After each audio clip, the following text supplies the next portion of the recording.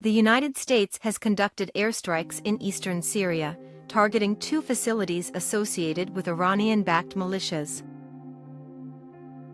Defense Secretary Lloyd Austin confirmed the airstrikes, which were in response to recent drone and rocket attacks against U.S. forces in the region.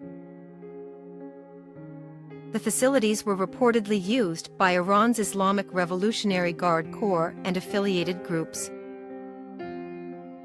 Austin described the strikes as a narrowly tailored act of self-defense, separate from the ongoing conflict in Gaza. He directly accused Iran of being involved in the attacks on U.S. forces and vowed further strikes if the attacks by Iran's proxies continue. The Biden administration's decision to carry out these strikes comes at a time of heightened tension, as the U.S. seeks to send a strong message to Iran and the militias not to escalate their attacks and trigger a wider conflict in the Middle East. The region is already on edge due to the Israel-Hamas war, which was sparked by a terror attack by Hamas on October 7. In addition to the airstrikes, the U.S. has deployed approximately 900 troops to the Middle East, with the potential for more.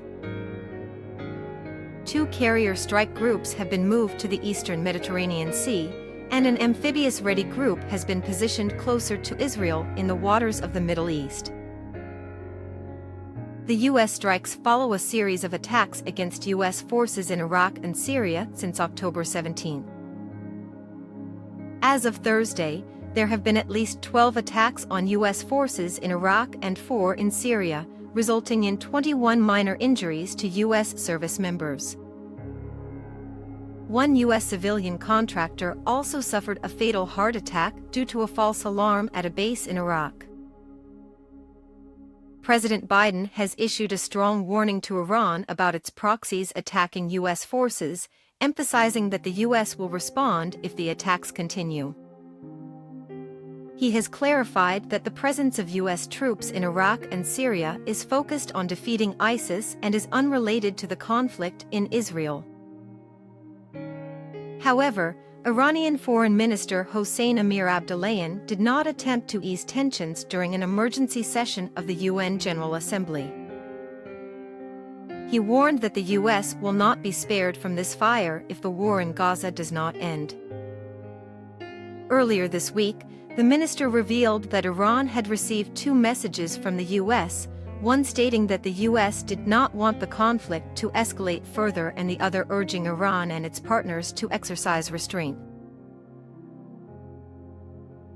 The last known U.S. strike against Iranian-backed militias in the region occurred in March, following a series of drone and rocket attacks against U.S. facilities.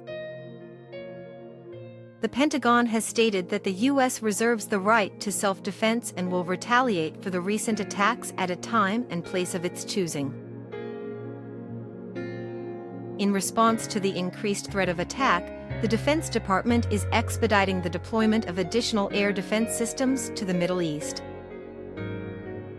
These systems include a THAAD battery, long-range Patriot batteries, and short-range Avenger air defense systems. The exact timing and locations of their deployment have not been disclosed.